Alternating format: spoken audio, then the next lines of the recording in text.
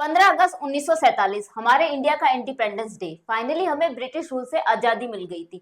आजादी तो हमें मिल गई थी, लेकिन इस आजादी के बदले हमें मिला क्या था? खून खराबा, दंगे, पार्टीशन, और जो हमारे बॉर्डर की सिटीज थी वो आग में जल रही थी, लोग बेघर हो रहे थे। ठीक है, तो इस डार्क सिचुएशन के अंदर भी जो हमारी दिल्ली थी, उसके एक बड़े से हॉल में 300 लोग, जो अपनी जो इंडिया थी उसके हर एक अलग अलग कोने से आए हुए थे, वो बैठ के एक सपना लिख रहे थे। एक ऐसा सपना, एक ऐसे देश का सपना जो कभी आगे जाके फिर से टूटेगा नहीं। वो ऐसा भारत जहाँ हर एक नागरिक को बराबर अधिकार मिलेंगे, डिग्निटी ऑफ लाइफ मिलेगी। So student, welcome to Himalaya edu hub. I am Varsha Sharma. और आज का हमारा जो टॉपिक है, आज का जो हमारी कहानी है वो रहेगी मेकिंग ऑफ कॉन्स्टिट्यूशन। हमारा जो कॉन्स्टिट्यूशन है वो कैसे बना। जो हमारा ये कॉन्स्टिट्यूशन है, ये ओनली एक कानून नहीं है, या फिर आप ये नहीं कह सकते कि ओनली एक सेट ऑफ लॉ है। नहीं, ये हमारे जो देश है उसकी हार्ट और सोल भी है, आत्मा और दिल भी है। चलिए, बिना टाइम वेस्ट किए आज का जो ये टॉपिक है, आज का ये जो लेक्चर है, हम स्टार्ट करते हैं। ठीक है, तो हम पहले ये बात करते हैं कि जो हमारा इंडिया था, हमारा जो नेशन था, वो बना कैसे। वो कोई ना शांतिपूर्वक नहीं बना था। ठीक है, जो हमारे नेशन का जन्म हुआ था, nation of born in a storm, एक तूफान के बीच में हमारे नेशन का जन्म हुआ था। 15 अगस्त 1947 को हमें आजादी तो मिल गई थी, लेकिन एक तूफान के बीच में मिली थी। कैसे? हमें गांव मिला पार्टीशन का, हमें दंगे मिले, हमें खून खराबा मिला। जो हमारा पंजाब था और जो हमारा बंगाल का जो हमारा ना स्टेट था, वहां क्या हो रहे थे? वहां दंगे हो रहे थे, खून खराबा हो रहा था। और ये जो चीजें हो रही थी, इसमें हो क्या रहा था? लोग इधर से उधर जा रहे थे, अपने ही देश में लोग रिफ्यूजीज बन के बैठे हुए थे। और आप ये मत सोचिएगा कि पार्टीशन के बाद ये चीजें स्टार्ट हुई, नहीं। ये चीजें जो थी ये 1942 में क्विट इंडिया मूवमेंट जो था वहां से स्टार्ट हो चुकी थी। उसके बाद में हुआ रॉयल इंडियन नेवी राइजिंग 1946 में, और उसके साथ ही वहां 1946 में कोलकाता के अंदर क्या हुआ था? हिंदू और मुस्लिम के दंगे हुए थे। और इसी के साथ जो जिन्ना थे, उन्होंने क्या अनाउंस कर दिया था? डायरेक्ट एक्शन डे अनाउंस कर दिया था। ठीक है, तो ये चीजें आप समझ सकते हैं कि पार्टीशन के बाद में स्टार्ट नहीं हुई थी। जो हमारे देश में जो सिविल वॉर की जो हालत हो रखी थी, जैसी हालत हो रखी थी, वो हमारे देश आजाद होने से 1 साल पहले ही स्टार्ट हो चुकी थी। और देश जब हमारा आजाद हुआ था 15 अगस्त 1947 को, उसके कुछ महीने बाद भी ये चीजें चलती रही। ठीक है, अब इसमें हुआ क्या? लोग तो क्या थे, बेचारे बेघर हो गए थे, जॉब नहीं थी, खाना नहीं था, वो अपने देश के अंदर ही क्या बन के बैठे थे? रेफ्यूजीज बन के बैठे हुए थे। और ऐसी डार्क सिचुएशन के अंदर भी हमें क्या करना था? अपनी एक वर्किंग गवर्नमेंट बनानी थी, हमें अपने देश के डेवलपमेंट के लिए प्लानिंग करनी थी, हमें अपने देश को वापस रीबिल्ड करना था। तो इसके लिए हमें क्या जरूरी था? इसके लिए हमें बनाना जरूरी था अपना संविधान, अपना कॉन्स्टिट्यूशन। अब ऐसी सिचुएशन में हमारा जो संविधान है, कॉन्स्टिट्यूशन है, वो बनाना किसी मेरिकल से कम नहीं था। लेकिन इस मेरिकल को सक्सेसफुली जो कंप्लीट किया, वो किया हमारे कॉन्स्टिट्यूशनल असेंबली ने। अब ये कॉन्स्टिट्यूशन असेंबली क्या होती है, पहले ये समझते हैं हम।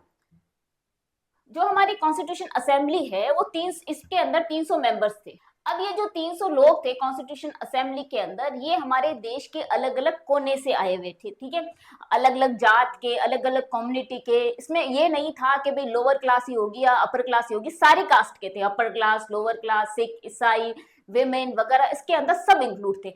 इन 300 मेंबर्स ने मिलके 3 साल में हमारा कॉन्स्टिट्यूशन बना के तैयार किया था। इस कॉन्स्टिट्यूशन के अंदर जब ये 3 साल में बना था, तो 11 सेशंस हुए थे, मतलब 11 डिबेट और इस पे डिस्कशंस हुए थे कि हमारा जो कॉन्स्टिट्यूशन है वो कैसा बनेगा। ठीक है, जब ये कॉन्स्टिट्यूशन के डिबेट होते थे, डिस्कशन होते थे, तो ये इतने लंबे चलते थे कि हमारे जो कॉन्स्टिट्यूशन की असेंबली की जो लाइट्स है वो देर रात तक भी ओपन रहती थी। तो आप समझिए कि कितनी, मतलब जो डिस्कशन होते थे वो किस लेवल के होते थे।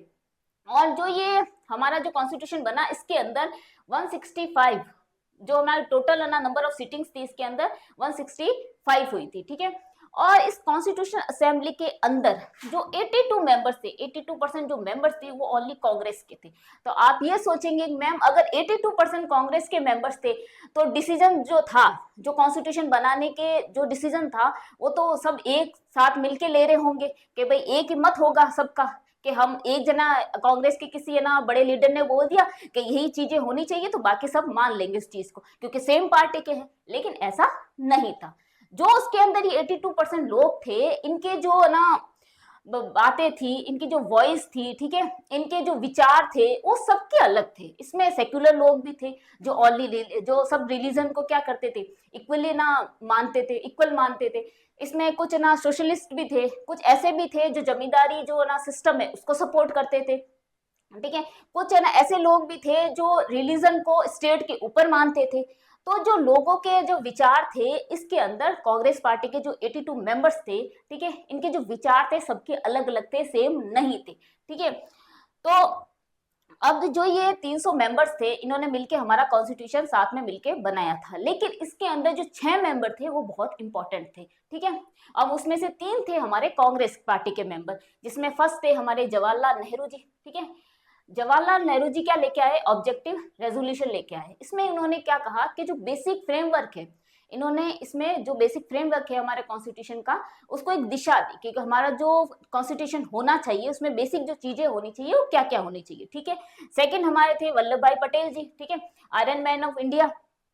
ये क्या करते थे कि अगर हमारे कॉन्स्टिट्यूशन असेंबली के अंदर जो मेंबर्स है वो डिबेट कर रहे हैं, ठीक है, अब डिबेट के अंदर क्या होता था, मतभेद भी हो जाता था, वो एक दूसरे की बातों से एग्री नहीं करते थे, ठीक है। तो जो हमारे पटेल जी थे वो क्या करते थे, जो उनकी डिबेट थी उसको एक कंक्लूजन पे लाते थे, और उस डिबेट के अंदर जो चीजें वो ना डिस्कशन कर रहे हैं क्या हमारे देश के लिए वह ठीक है गलत है, ठीक है, हमारे जो देश के नागरिक है हमारे देश के लिए वो चीजें सही है गलत है, उस पर विचार करते थे और एक कंक्लूजन पे पहुंचते थे कि कौन सी चीजें मानी जाएगी कौन सी चीजें नहीं मानी जाएगी, ठीक है। अगले थे हमारे डॉक्टर राजेंद्र प्रसाद जी, जो हमारे फर्स्ट प्रेसिडेंट थे हमारे इंडिया के। ये क्या करते थे, ये जो हमारी कॉन्स्टिट्यूशन असेंबली है उसको प्रेसाइड करते थे, वहां पर जो डिबेट होती थी उसको प्रेसाइड यही करते थे। अब ये क्या करते थे, जो डिबेट हो रही है, डिस्कशंस हो रहे हैं, ठीक है, उनको लॉजिकली सोचते थे, प्रैक्टिकली सोचते थे कि हमारे देश के लिए, ये वेलफेयर के लिए, हमारे देश के वेलफेयर के लिए सही है या नहीं है, ठीक है, उसके अकॉर्डिंग ही जो चीजें होती थी उसको अडॉप्ट किया जाता था और माना जाता था। तो ये 3 जो थे ये हमारे थे कांग्रेस के मेंबर, ठीक है। अब इनके अलावा जो 3 थे वो लीगल मेंबर्स भी थे। फर्स्ट थे हमारे doctor B are Ambedkar ji. अब doctor B are Ambedkar ji ये क्या थे, ये ड्राफ्टिंग जो कमेटी थी उसके चेयरमैन थे। अब चाहे जितनी भी है ना डिबेट हो रही हो, डिस्कशन हो रहा हो, ठीक है, लेकिन जो हमारा कॉन्स्टिट्यूशन है उसके अंदर कौन सी चीजें ऐड करनी है कौन सी चीजें ऐड नहीं करनी है, जो प्रैक्टिकल है लॉजिकली जो चीजें हैं हमारे देश के लिए, हमारे देश के लोगों के लिए क्या सही है क्या गलत है, ठीक है, उसको प्रॉपरली जो फ्रेमवर्क था हमारे कॉन्स्टिट्यूशन का वो किसने किया था, हमारे अम्बेडकर जी ने उसके अंदर ये चीजें ऐड की थी, ठीक है। इनके अलावा 2 हमारे और भी ना थे इसमें मेंबर, जिसमें एक थे के एम मुंशी जी और एक थे ए के अय्यर जी। ये प्रोफेशनल लॉयर थे। अब जो हमारा कॉन्स्टिट्यूशन बना था उसमें मॉरल जो वैल्यूज थी, ठीक है, मुख्य जो बोध थे, उनको लीगल लैंग्वेज में जो वापस उसके अंदर प्रेजेंट करना, उसके अंदर लिखना, ठीक है, कॉन्स्टिट्यूशन के अंदर क्या चीज होनी चाहिए क्या चीज नहीं होनी चाहिए, उनको एक लॉ की फॉर्म में, ठीक है, एक कॉन्स्टिट्यूशन के अंदर एक लीगल लैंग्वेज में लॉ की फॉर्म में जो लिखा गया था वो लिखा था इन दोनों ने, ठीक है। लेकिन ये चीजें तो चल रही थी कि भाई ये जो हमारे 3 थे, ये जो 6 थे हमारे मेंबर थे, ठीक है, 3 जो थे हमारे पॉलिटिकल ना पार्टी के थे, कांग्रेस पार्टी के थे, और 3 जो थे हमारे लीगल एडवाइजर थे, ठीक है। और उन्होंने क्या किया था, जो कॉन्स्टिट्यूशन के अंदर लीगल लैंग्वेज होती है, हमारे जो कॉन्स्टिट्यूशन के अंदर लीगल लैंग्वेज है कि जो आप इसमें फंडामेंटल ड्यूटीज डाल रहे हो, फंडामेंटल राइट्स डाल रहे हो, ठीक है, सिटीजन के लिए जो राइट्स डाल रहे हो, उनकी लीगल लैंग्वेज क्या होनी चाहिए, वो सब जो लिखने का, उस पर डिस्कशन करने का क्या फ्रेमवर्क होगा, वो हमारे उन तीनों ने जो लीगल जो मेंबर्स थे उन्होंने किया था, ठीक है। लेकिन इसके अंदर एक 3 क्वेश्चन थे, ठीक है, इंडियन कॉन्स्टिट्यूशन जो हमारा बना है वो 3 जो कोर क्वेश्चन है उसके अंदर उस पे ही टिका हुआ है, जिसमें फर्स्ट क्वेश्चन ये है कि जो हमारे सिटीजन है उनकी राइट्स क्या होंगे। पहला क्वेश्चन ये था जो हमारे सिटीजन है देश के उनके राइट्स क्या होंगे। सेकंड ये था कि जो हमारी ये ना पावर है, जो हमारे नेशन की पावर है वो स्टेट के पास ज्यादा रहेगी या सेंटर के पास ज्यादा रहेगी। अब थर्ड क्वेश्चन ये था कि हमारे जो नेशन है उसकी जो राष्ट्रीय भाषा है, ठीक है, वो क्या रहेगी। इस पे सबसे ज्यादा डिबेट हुए थे कि हमारे देश की जो राष्ट्रीय भाषा है वो क्या रहेगी। चलिए हम फर्स्ट क्वेश्चन देखते हैं कि जो हमारे सिटीजन्स हैं उनके राइट्स क्या रहेंगे। तो जो हमारे नेहरू जी थे वो 13 दिसंबर 1946 को उन्होंने इंट्रोड्यूस किया था ऑब्जेक्टिव रेजोल्यूशन। इसमें इन्होंने जो आउटलाइन है हमारे कॉन्स्टिट्यूशन की वो हमें दी थी, और बेसिक जो स्ट्रक्चर है फ्रेमवर्क है कॉन्स्टिट्यूशन का वो हमें प्रोवाइड किया था। उन्होंने जो हमारे सिटीजन्स है उनको कहा, उसके अंदर कि भाई आपको जस्टिस मिलेगा, इक्वलिटी मिलेगी या फ्रीडम मिलेगी, भले आप कोई भी कास्ट के हो, कोई भी धर्म के हो, चाहे आप अपर क्लास हो चाहे आप लोअर क्लास हो, सबको समानता, सबको क्या किया जाएगा, न्याय मिलेगा और इक्वलिटी मिलेगी और फ्रीडम मिलेगी, आजादी मिलेगी। इसके साथ ही उन्होंने ये अश्योर्ड किया कि जो अपने माइनॉरिटीज है, बैकवर्ड क्लासेस है, ट्राइबल एरियाज है, डिप्रेस्ड और अदर जो बैकवर्ड क्लासेस है, उनको मौका दिया जाएगा कि वो अपनी एजुकेशन में अपनी एजुकेशन कंप्लीट करे, ठीक है, उनको मतलब एजुकेशन दी जाएगी, उनकी ग्रोथ में हेल्प की जाएगी, वो भी है ना जॉब्स कर पाएंगे गवर्नमेंट की, वो भी इलेक्शन में खड़े हो पाएंगे, उनको बराबर का न्याय, अधिकार, फ्रीडम सबको बराबर दी जाएगी। ये भी नेहरू जी ने अश्योर्ड किया था उनको, ठीक है।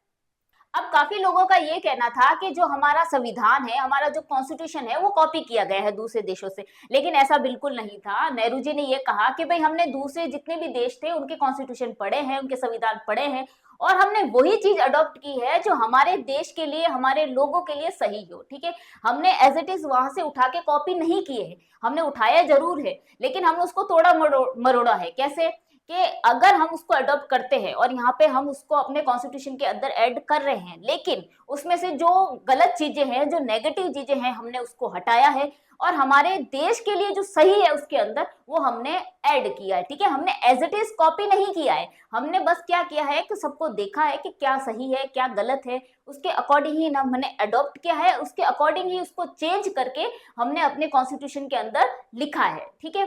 तो लोगों को ये कहा गया कि भाई जो हमारा कॉन्स्टिट्यूशन है इसको आप एक्सेप्ट कीजिए, एज इट इज कॉपी नहीं किया गया है, आपके अकॉर्डिंग ही और देश के अकॉर्डिंग ही इसको एडजस्ट करके कॉन्स्टिट्यूशन के अंदर लिखा गया है, ठीक है। ये कहना था नेहरू जी का। अब ये तो तय हो गया था कि भाई हमारे जो सिटीजन्स हैं इनके जो राइट्स है वो क्या होंगे, ठीक है, ये तो डिसाइड हो चुका था। लेकिन अब ये तो तय हो गया था कि जो हमारे सिटीजन्स हैं उनके राइट्स क्या होंगे, लेकिन जो मुस्लिम माइनॉरिटी है उसके राइट्स क्या होंगे ये अभी तक डिसाइड नहीं हुए थे। क्यों नहीं हुए थे? कि हमारा पार्टीशन हुआ था, और पार्टीशन क्यों हुआ था, रीजन ये था कि जो जिन्ना थे उन्होंने ये कहा कि अगर मुस्लिम यहाँ रहे, माइनॉरिटी है मुस्लिम तो, और मुस्लिम यहाँ रहे तो मुस्लिमों को जो बराबर का एक अधिकार होता है, राइट्स होगा, वो इंडिया में नहीं दिया जाएगा, इसलिए हमें पार्टीशन चाहिए। पार्टीशन की मांग भी इसलिए की थी, और पार्टीशन से पहले उन्होंने ये भी मांग की थी कि हमारे सेपरेट इलेक्शंस होने चाहिए जिसमें मुस्लिम कैंडिडेट को ओनली मुस्लिम वोट देंगे। और उस वक्त जो हमारे अंबेडकर जी थे उन्होंने भी ये मांग की थी कि जो दलित है उनके, एक दलित कैंडिडेट अगर खड़ा होता है तो उसको ओनली क्या कौन वोट देगा, ओनली दलित वोट देंगे, ठीक है। लेकिन ये मुद्दा वहां पे दब गया था। क्यों दब गया था? कि भाई जिन्ना ने तो पार्टीशन करवा दिया, पाकिस्तान और बांग्लादेश अलग लेके चले गए। और दूसरा ये था कि जो हमारे अंबेडकर जी ने जो वहां पे मांग की थी कि भाई दलित के इलेक्शंस अलग होने चाहिए, उस वक्त क्या हुआ था, जो हमारे गांधी जी थे वो अनशन पे बैठ गए थे, तो अंबेडकर जी ने वो भी मुद्दा वापस ले लिया था। लेकिन अब ये मुद्दा वापस उठा कि भाई दलित और जो ना मुस्लिम माइनॉरिटी है, इनके ना जो इलेक्शन है कैसे होंगे, इनको जो अधिकार है वो क्या दिए जाएंगे, ठीक है। तो हुआ कुछ ऐसा कि जो हमारे मद्रास के बी पोकर बहादुर थे, ठीक है, वो 27 अगस्त 1947 में, ठीक है, 1947 में देश आजाद होने के ओनली 12 दिन बाद में ये कॉन्स्टिट्यूशन में आए और बोले कि भाई हमें दलित के लिए और जो मुस्लिम माइनॉरिटी है उसके लिए हमें अलग से सेपरेट इलेक्शन करवाने हैं, ठीक है, आप इनको इलेक्शन अलग से करवाइए। ये मुद्दा वापस उठा, लेकिन इस मुद्दे को क्या किया गया, पूरी तरह खारिज कर दिया गया। क्यों कर दिया गया? कि भाई आप तो वापस वही काम कर रहे हो जो ब्रिटिश कर रही थी, डिवाइड एंड रूल का मतलब फूट डालो और राज करो, ठीक, आप तो वही काम वापस कर रहे हो। और हम मुस्लिम के और दलित के वोट अलग क्यों करवाए? वोट एक साथ ही होंगे, जिसको दलित को देना है वो दलित को दे, जिसको मुस्लिम को देना है वो मुस्लिम को दे, जिसको हिंदू अपर क्लास को देना है वो अपर क्लास को दे, ठीक है। और कोई भी कम्युनिटी का लोग है वो कहाँ पे भी खड़ा हो सकता है। जरूरी थोड़ी है कि जहाँ ओनली मुस्लिम है वहाँ मुस्लिम ही खड़ा होगा, वहाँ हिंदू हो सकता है, वहाँ दलित हो सकता है, क्रिश्चियन हो सकता है, ईसाई हो सकता है, कोई भी कास्ट का इंसान खड़ा हो सकता है, ठीक है, और कोई भी उसको वोट दे सकता है। तो ये चीजें तो पूरी तरह कॉन्स्टिट्यूशन के अंदर खारिज कर दी गई कि हम इस बात को, सेपरेट इलेक्शन का जो ये मुद्दा है, हम इसको नहीं मानेंगे, ठीक है, और इसको पूरी तरह नकार दिया गया। तो उनका कहना यही था कि भाई ब्रिटिश ने क्या किया था, डिवाइड एंड रूल का जो फंडा इन्होंने यहाँ पे अप्लाई किया था, सेम आप वो भी वही कर रहे हो और ये सही नहीं है देश के लिए, ठीक है। तो ये मुद्दा वहां पर पूरी तरह नकार दिया गया। अब इसके अगेंस्ट में जो सबसे ज्यादा जिन्होंने सबसे इसके अगेंस्ट में जो सबसे ज्यादा जिन्होंने कहा कि भाई ये चीजें बिल्कुल गलत है, वो दो लोगों ने कहा। उसमें से फर्स्ट थे हमारे गोविंद बल्लभ पंत जी, ठीक है। उन्होंने बहादुर साहब को ये कहा कि ठीक है, आप और आपके सपोर्टर जो है ये एक चीज कह रहे हैं कि भाई जो माइनॉरिटी मुस्लिम्स है और दलित है उनके इलेक्शंस अलग से होने चाहिए, और दलित और मुस्लिम को ओनली दलित और मुस्लिम ही वोट करेंगे, ठीक है हम मानते हैं। लेकिन आप ये बताइए कि देश में इतनी कितनी जगहें हैं जहाँ पे ओनली दलित रहते हो या जहाँ पे ओनली मुस्लिम्स रहते हो, ऐसे एरिया बहुत कम है, ठीक है। तो आप अगर कहीं मुस्लिम और दलित को खड़ा कर दोगे तो वोट कौन देगा? मेजोरिटी का एरिया है क्या कि ओनली वहां मुस्लिम से रह रहे हैं या ओनली वहां दलित रह रहे हैं? आप ये चीज जो ला रहे हो, आप इनको आगे नहीं बढ़ाओगे, आप इनको और पीछे कर दोगे और आइसोलेट कर दोगे, ठीक है। इनकी ग्रोथ नहीं होगी, और इनकी क्या होगी, ग्रोथ नहीं होगी, आगे नहीं बढ़ेंगे, ठीक है। तो इन्होंने इसके खिलाफ ना आवाज उठाई कि नहीं ये गलत है, इसको रद्द किया जाए, ये बात आपकी नहीं मानी जाएगी। और इसमें जो हमारे दूसरे थे वो थे वल्लभ भाई पटेल जी। इन्होंने ये कहा, जो बी पोकर अन्ना बहादुर था उसको आड़े हाथ लेते हुए कहा कि अंग्रेज तो चले गए पर तुम्हारे जैसे लोग यहाँ छोड़ गए, अब तुम क्या कर रहे हो, एक जो कम्युनिटीज है, अलग अलग कम्युनिटीज है, उनको एक दूसरे के खिलाफ खड़ा कर रहे हो, लड़ाई करवा रहे हो, और जो हमारे पॉलिटिकल बॉडी है उसमें जहर घोल रहे हो, पॉइजन घोल रहे हो। ब्रिटिश तो चले गए पर तुम जैसे लोगों को भी यहाँ से ले जाना चाहिए था, छोड़ना नहीं चाहिए था। तो ये भी इस चीज के बिल्कुल खिलाफ थे कि ये जो सेपरेट इलेक्शन की आप मांग कर रहे हो, ठीक है, ये बिल्कुल हम नहीं मानेंगे, उनको बिल्कुल इस चीज को नकार दिया गया। अब हुआ कि ऐसा कि 1949 आते आते जो मुस्लिम थे, ठीक है, और दलित थे, उन्होंने खुद ने भी मना कर दिया कि भाई हमें कोई ना सेपरेट इलेक्शन नहीं चाहिए, ठीक है। जो जहां चाहे वहां खड़ा हो सकता है, जो जिसको चाहे वोट दे सकता है। आप ये डिवाइड एंड रूल वाला फंडा यहाँ मत अप्लाई करो, क्योंकि हमें भाई साथ में ही रहना है, एक ही देश में रहना है, तो सेपरेट इलेक्शन की क्या जरूरत है, ठीक है। तो उन्होंने खुद ने ही इस चीज को आगे जाके मना कर दिया। अब क्या हुआ, अब ये तो मुद्दा हो ना सॉल्व हो गया कि भाई सेपरेट इलेक्शन का ये जो मुद्दा था ये तो सॉल्व हो गया कि भाई सेपरेट इलेक्शंस नहीं होंगे, ठीक है। जो जहाँ चाहे वहां खड़ा हो सकता है, जिसको चाहे वोट दे सकता है। लेकिन अब सेकंड क्वेश्चन ये था कि भाई आप, वो तो सॉल्व हो गया, लेकिन सेकंड क्वेश्चन ये था कि भाई जो पावर्स है अपनी, ठीक है, जो हमारी नेशन की पावर है वो सेंटर के पास ज्यादा रहेगी या स्टेट के पास ज्यादा रहेगी। अब इस पे बहस छिड़ गई, इस पे डिबेट छिड़ गई। तो इसमें जो मेनली जो लीडर्स थे उन्होंने ये कहा कि भाई जो पावर्स है वो सेंट्रल अथॉरिटी के पास ज्यादा रहनी चाहिए, सेंटर ज्यादा स्ट्रांग होना चाहिए। इसी के अंदर जो हमारे नेहरू जी थे उन्होंने भी यही कहा कि भाई सेंटर ज्यादा स्ट्रांग होना चाहिए। क्यों होना चाहिए, इसके भी रीजंस थे। रीजन ये थे कि नेहरू जी ने कहा कि बाय चांस अगर हमारे देश में क्राइसिस आ जाए, वॉर जैसी सिचुएशन आ जाए, तो क्या सारे स्टेट मिलकर उस प्रॉब्लम का सॉल्यूशन निकाल पाएंगे? नहीं निकाल पाएंगे। वहां पे जो सेंटर है वो स्ट्रांग होना चाहिए। तो उनका ये था कहना। वहीं जो हमारे अंबेडकर जी थे उनका ये कहना था कि जो गवर्नमेंट ऑफ इंडिया एक्ट 1935 है, जिसमें सेंट्रल अथॉरिटी को जो पावर्स दी गई थी, ठीक है, उसको और बढ़ाया जाए और स्ट्रॉन्ग किया जाए और सेंटर को और ज्यादा पावर दी जाए, ठीक है। लेकिन कुछ जो लोग थे उन्होंने कहा नहीं, सेंट्रल स्ट्रांग नहीं होना चाहिए, आप पावर ज्यादा दीजिए स्टेट को, ठीक है। अब इस पे डिबेट और डिस्कशंस होने लगे, मतभेद होने लगे, तो एक बीच का रास्ता निकाला गया। जो ये पावर्स थी इनको तीन में डिवाइड कर दिया गया। फर्स्ट इसमें क्या किया गया, यूनियन लिस्ट।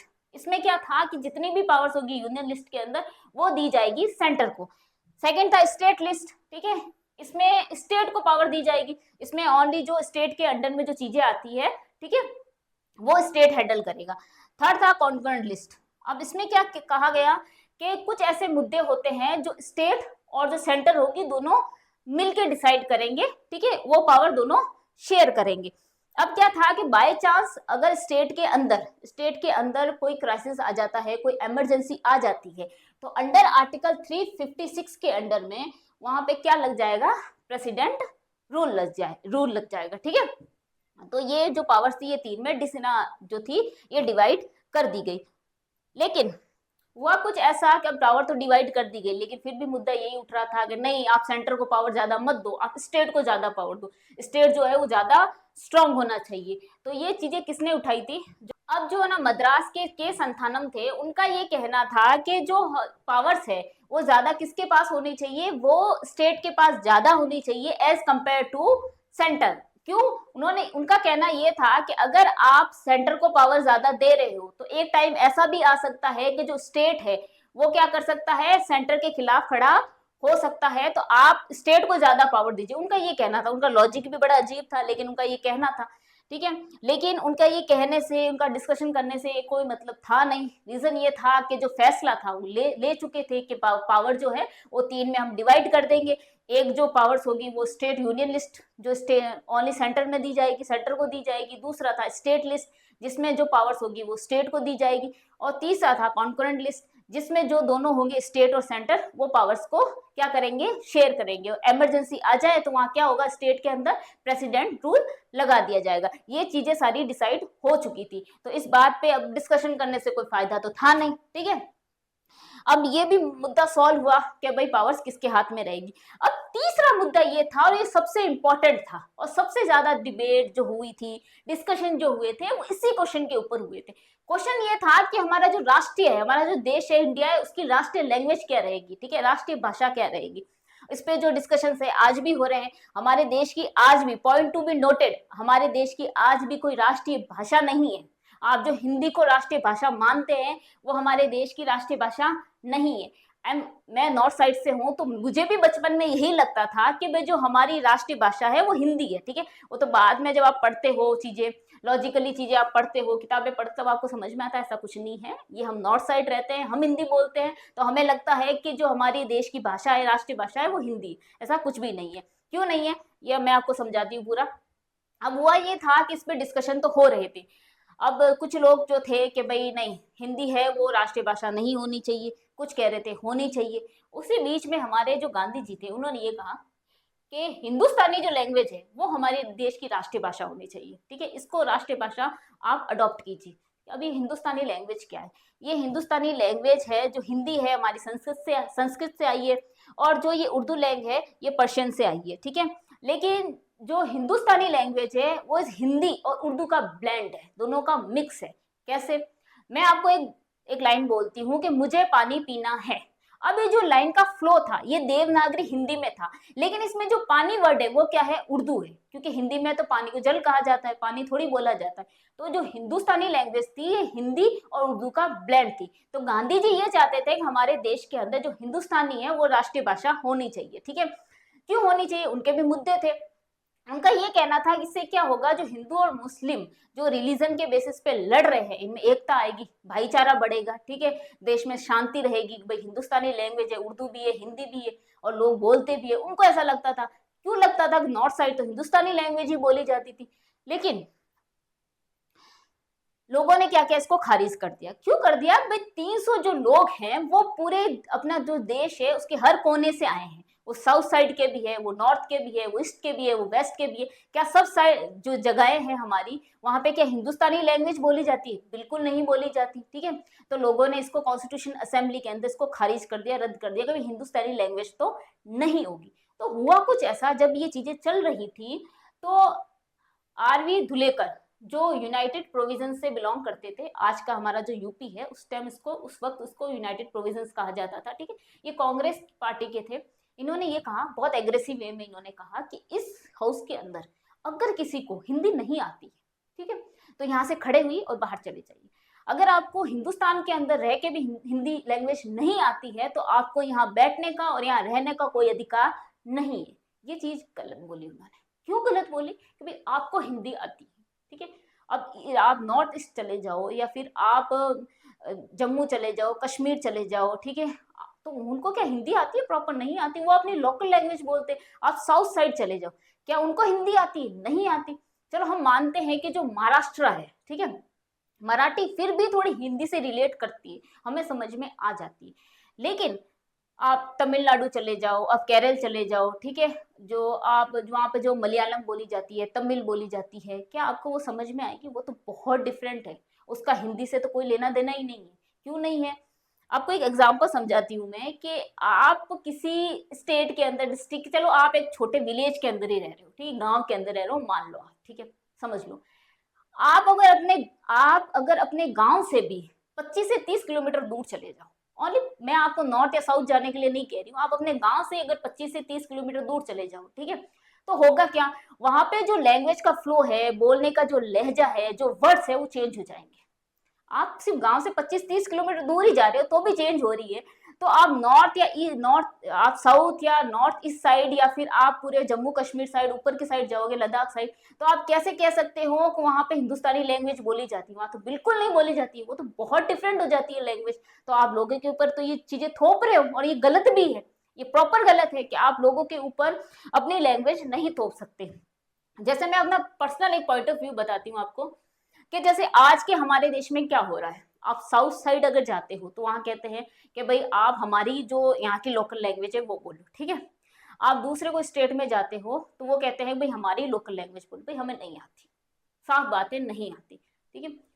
अब ऐसा नहीं है कि वहाँ सारे लोग खराब है, सारे लोग खराब नहीं, कुछ लोगों की वजह से ये चीजें हो रही है। जैसे महाराष्ट्र है, साउथ साइड के कुछ स्टेट है, वहाँ ये चीजें हो रही है, और ये चीजें गलत है। क्यों है? कि भाई आपने पहले तो ये चीज की थी, तो उन लोगों के अंदर क्या है, एक गुस्सा भरा हुआ है हिंदी को लेके, ठीक है। तो आपको ये चीजें नहीं करनी चाहिए, वो पुराना ही गुस्सा भरा हुआ है हिंदी को लेके। लेकिन ये चीजें गलत है। गलत ये है कि आप भी हमारे जो हम नॉर्थ साइड वाले हैं, आप भी ये चीज समझिए कि जो उनकी लैंग्वेज है, आप उनको भी बराबर का दर्जा दीजिए, ठीक है। आपको बोलनी नहीं आती कोई बात नहीं, ठीक है। उनको अगर हिंदी बोलनी नहीं आती कोई बात नहीं, इंग्लिश तो एक मीडियम है बोलने का, कि आप दोनों आपस में बात कर सकते हो। चलो आपको इंग्लिश भी नहीं आती, उनको भी इंग्लिश नहीं आती, लेकिन अब तो तरक्की कर ली है देश ने, हाथ में आप मोबाइल जो लेके घूमते हो उसमें गूगल तो है, ठीक है। अगर आप वहां उस साइड जाते हो, आपको लैंग्वेज बोलने नहीं आती, फिर भी आप हिंदी बोल रहे हो उनके सामने, और वो अपनी लैंग्वेज बोल रहे हैं, तो गूगल ट्रांसलेटर निकालिए, उनको कहिए, उनसे बुलवाइए, वो आपकी लैंग्वेज वो उनको बोल देंगे, उनकी लैंग्वेज में आपको वापस बोला जाएगा, ठीक है। तो ये एक सिंपल तरीका है, मैं आपको एक ना प्रैक्टिकल बता रही हूँ कि ये चीजें हम कर सकते हैं। लेकिन अब कितनी ये अप्लाई होती है, कितनी नहीं होती है, ये लोगों की सोच पे डिपेंड करती है। क्योंकि मेरा ये मानना है कि लैंग्वेज एक कम्युनिकेशन का सिस्टम है बस, कि आप जो लोग बात करते हो बस वही चीज है, एक कम्युनिकेशन के मतलब आप लोगों से बात कर सकते हो, उसको एक बड़ा मुद्दा मत बनाइए आप, ठीक है। कि भाई देश की लैंग्वेज क्या होनी चाहिए, राष्ट्रीय लैंग्वेज क्या होनी चाहिए, नहीं, इसका मुद्दा नहीं बनाना है। क्योंकि आपकी जो लोकल लैंग्वेज है आप बोलिए, कोई दिक्कत नहीं है। जैसे हम राजस्थानी हैं तो हम राजस्थानी लैंग्वेज बोलते हैं, ठीक है। साउथ साइड वाले हैं, मलयालम है, तमिल है, कन्नड़ है, वो लैंग्वेज बोलेंगे, क्योंकि भाई उनकी लैंग्वेज में उनका कल्चर है, ठीक है। वो अपना जो कल्चर है वो शो करते हैं। आज मैं अगर राजस्थानी हूँ तो मेरी जो लैंग्वेज है उसमें मेरा एक कल्चर है, ठीक है। वो लैंग्वेज हिंदी के साथ ब्लेंड नहीं हो पाएगा, वो किसी दूसरी लैंग्वेज के साथ ब्लेंड नहीं हो पाएगा, उसमें जो वर्ड होंगे वो उसी में ही रहेंगे। इसी तरह जो साउथ की लैंग्वेज है, उनका जो कल्चर है वो उसी में ही रहेगा, ठीक है। आप उस लैंग्वेज को छीनिए मत, ठीक है। तो ये सारा डिस्कशन चलो इसको साइड में थोड़ा रखते हैं, अब मेन पॉइंट पे आते हैं कि जब ना जो आरवी धुलेकर थे, उन्होंने ये कहा कि नहीं, आपको अगर हिंदी नहीं आती है तो उठ के यहाँ से चले जाइए, ठीक है, आपको यहाँ रहने का अधिकार नहीं। ये चीजें उन्होंने गलत बोली, ये साफ गलत बोली उन्होंने, ठीक है। अब क्या हुआ, जब इन्होंने ये चीजें बोली तो जो हमारे ना मद्रास की श्रीमती जी दुर्गाबाई थी, उन्होंने ये चीज कही कि देखिए ये चीज गलत है। उन्होंने सही भी कहा था, जो हमारी दुर्गाबाई थी उन्होंने चीजें जो बोली थी वो सही बोली थी। उन्होंने ये कहा कि आप हमारे ऊपर ये चीजें थोप रहे हैं, ठीक है, आप अपनी लैंग्वेज हमारे ऊपर थोप रहे हैं। उनका कहना सही था। क्यों कहना सही था? कि भाई हमारा जो कल्चर है, हमारे जो नॉवल है, स्टोरी है, हम ड्रामा करते हैं, हमारी जो चीजें लिखी जाती है, हमारा जो कल्चर आता है, ठीक है, वो सारा हमारी लैंग्वेज पे है। कैसे? कि भाई आप हमारी अगर हमें जबरदस्ती अपनी लैंग्वेज जो नॉर्थ इंडियन वाली लैंग्वेज हम पे थोपोगे तो क्या होगा, 100 या 150 200 साल बाद क्या होगा, हमारा जो कल्चर है वो पूरी तरह खत्म हो जाएगा, ठीक है। तो आप ये जबरदस्ती तो हमारे ऊपर नहीं थोप सकते, और ये चीज गलत है। मैं उनका ये फेवर करती हूँ दुर्गाबाई का, कि उन्होंने अपनी चीज सही कही, ठीक है। कि भाई नहीं, आप किसी के ऊपर कोई चीज थोप नहीं सकते, आपको आती है ठीक है, कोई दिक्कत नहीं है, लेकिन आप अपनी चीजें किसी के ऊपर थोपे, ये चीज गलत है, ठीक है। तब हुआ कुछ ऐसा कि ये डिबेट चल ही रही थी कि अब लैंग्वेज क्या करेंगे, ठीक है। अब डिबेट थी, डिस्कशन थे, मतभेद हुए काफी चीजों को लेके। जो नॉर्थ इंडियन थे वो कुछ अलग बोल रहे हैं, साउथ वाले अलग बोल रहे हैं कि ठीक है, ज्यादा जो नॉर्थ और साउथ ही लड़े थे कि भाई लैंग्वेज क्या होगी। बाकी नॉर्थ ईस्ट और जो जम्मू और कश्मीर साइड है वाले तो फिर भी चुप बैठे थे। क्यों बैठे थे? उनकी लैंग्वेज में फिर भी थोड़ा हिंदुस्तानी फ्लो आता है, लेकिन नॉर्थ साइड जो साउथ साइड वाली लैंग्वेज है वो तो बिल्कुल अलग है। तो अब हुआ यूं कि जो हमारे टीए रामलिंगन थे, ठीक है, ये भी मद्रास के थे, इन्होंने एक बहुत सुंदर बात कही। इन्होंने एक जो प्रैक्टिकल सुंदर बात कही कि देखो, नॉर्थ और साउथ वालों दोनों को कहा कि अब लड़ो मत, रहना एक ही देश में है, ठीक है, यूनाइट होके रहना है, अलग हम होना नहीं चाहते। तो लैंग्वेज के बेसिस पे क्या लड़ रहे हो, बीच का कोई रास्ता निकालते हैं। तो उन्होंने एक बीच का रास्ता निकाला। उन्होंने क्या कहा कि जो हिंदी है वो ऑफिशियल लैंग्वेज रहेगी, पॉइंट टू बी नोटेड मैं वापस करवा रही हूँ आपको, ये चीज के वापस याद दिला रही हूँ कि जो हिंदी है हमारी राष्ट्रीय भाषा नहीं है, हिंदी हमारी ऑफिशियल लैंग्वेज है, ठीक है। सेकंड उन्होंने कहा कि जो मीडियम रहेगा, ठीक है, जो जो इंग्लिश क्या रहेगी, इंग्लिश भी है ना हिंदी के बराबर एक ऑफिशियल लैंग्वेज रहेगी, लेकिन इंग्लिश को लैंग्वेज को भी क्यों रखा गया, रीजन ये था कि जो साउथ साइड वाले थे उनको इंग्लिश नहीं आती थी, और नॉर्थ वालों को भी क्या है, साउथ की लैंग्वेज नहीं आती थी, ठीक है। तो इंग्लिश क्या करेगी, एक बीच का काम करेगी, ठीक है।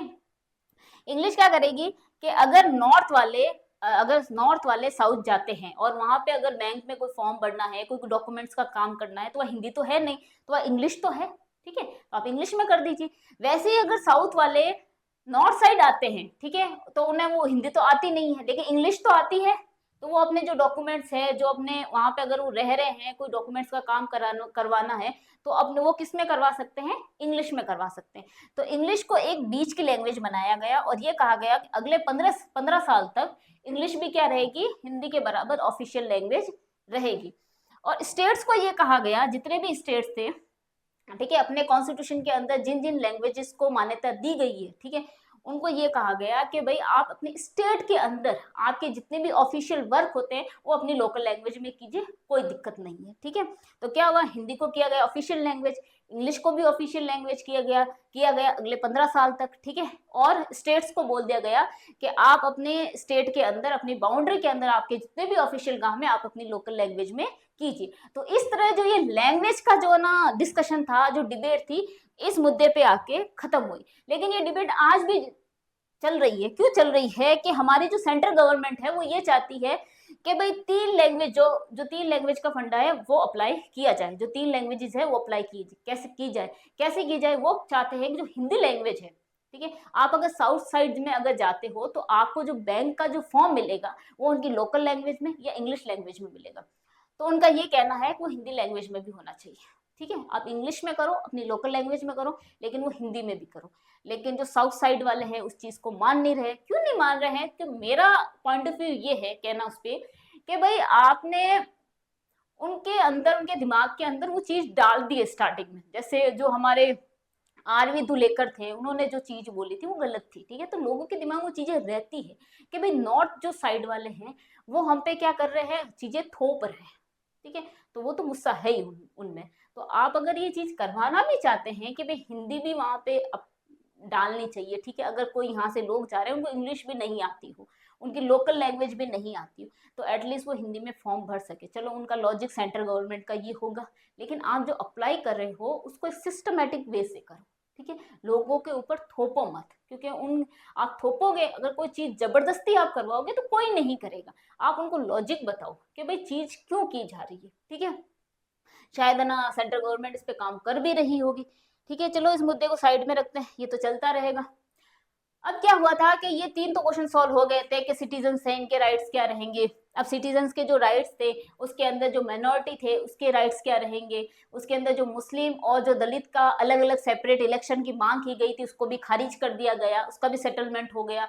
दूसरी क्वेश्चन में ये था कि पावर्स क्या रहेगी, तो पावर्स को तीन में डिवाइड करके उसका भी सेटलमेंट कर दिया गया। ये जो लैंग्वेज का इशू था इसका भी सेटलमेंट कर दिया गया, प्रॉपरली अभी भी नहीं हुआ है, ठीक है, फिर भी एक तरीके से तो कर दिया गया, ठीक है। अब दो क्वेश्चन ऐसे आते हैं जिसपे बिल्कुल डिबेट नहीं हुई थी, कोई झगड़े नहीं हुए थे, ठीक है, जिसपे ना तो झगड़े हुए, ना मतभेद हुए, ना कोई डिबेट हुई। जिसमें फर्स्ट था यूनिवर्सल एडल्ट फ्रेंचाइज। इसमें क्या था, ये लिया गया था यूएस और यूके से। अब हमारे लिए स्पेशल क्यों था, अब ये था कि यूएस और यूके से जब हमने इसको लिया था, ठीक है, तो यूएस और यूके में तो क्या था कि जब इलेक्शन करवाए जाते थे और वोटिंग करवाई जाती थी, ठीक है, तो उसमें क्या हुआ कि सबसे पहले जब वहां पे वोटिंग करवाई जाती थी तो ओनली जो अपर क्लास थे, एलाइड क्लास थी, ठीक है, जो पैसे वाले थे वही वोट करते थे। उसके बाद में धीरे धीरे जो वर्किंग क्लासेस थी उन्होंने वोट देने स्टार्ट किए, फिर लेबर क्लास ने स्टार्ट की, फिर क्या हुआ, जो विमेंस थी उन्होंने वोट देना स्टार्ट किया, मतलब वहां पे धीरे धीरे ये चीजें हुई।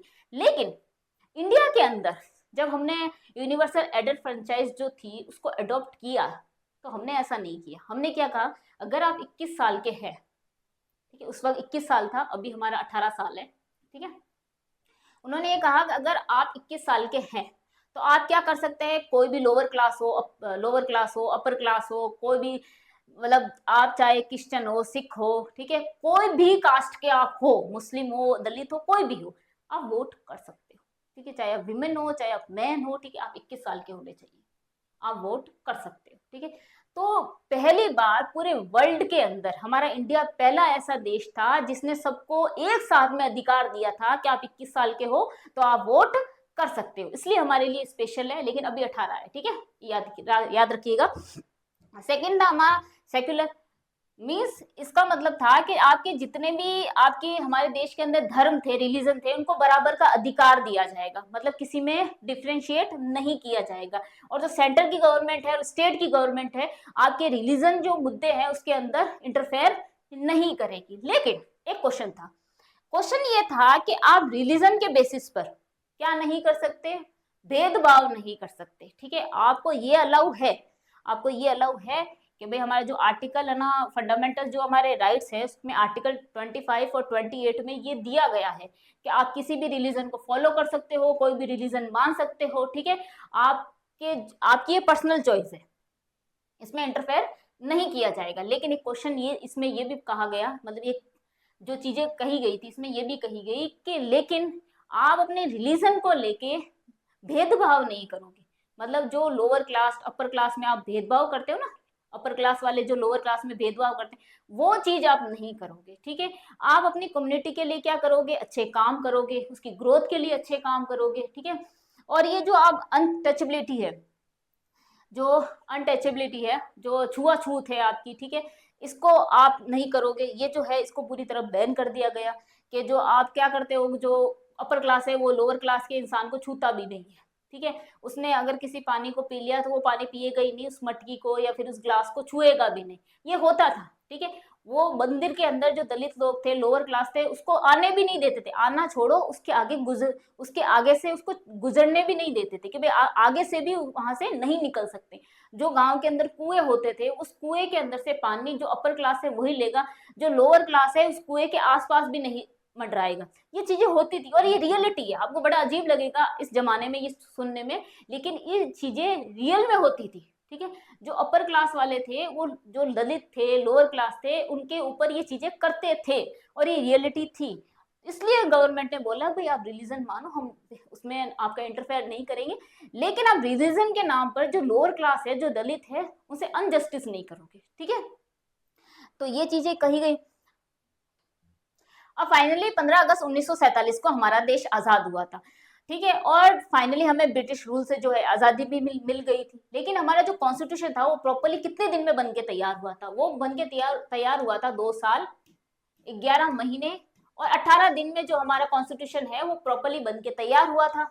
और ये कंप्लीट बन के तैयार हुआ, साइन हुआ था 26 नवंबर 1949 को, ठीक है, और ये प्रॉपरली अडॉप्ट किया गया था, इम्प्लीमेंट किया गया था 26 जनवरी 1950 को, हमारा रिपब्लिक डे इसी वजह से मनाया जाता है 26 जनवरी 1950, ठीक है।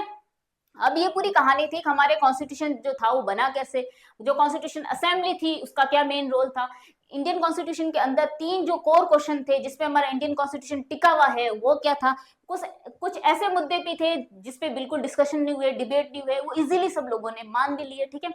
अब इस क्लास के रिगार्डिंग अगर आपको कुछ डाउट है, ठीक है, तो कमेंट कीजिएगा, और कमेंट ये भी कीजिएगा कि आपको आगे जाके और कौन से जो टॉपिक्स है उसके बारे में आपको क्लासेस चाहिए, ठीक है। तो आई होप आपको ये वीडियो पसंद आया होगा और मिलेंगे नेक्स्ट वीडियो में कोई न्यू और इंटरेस्टिंग टॉपिक के साथ में। जब तक के लिए good bye and take care.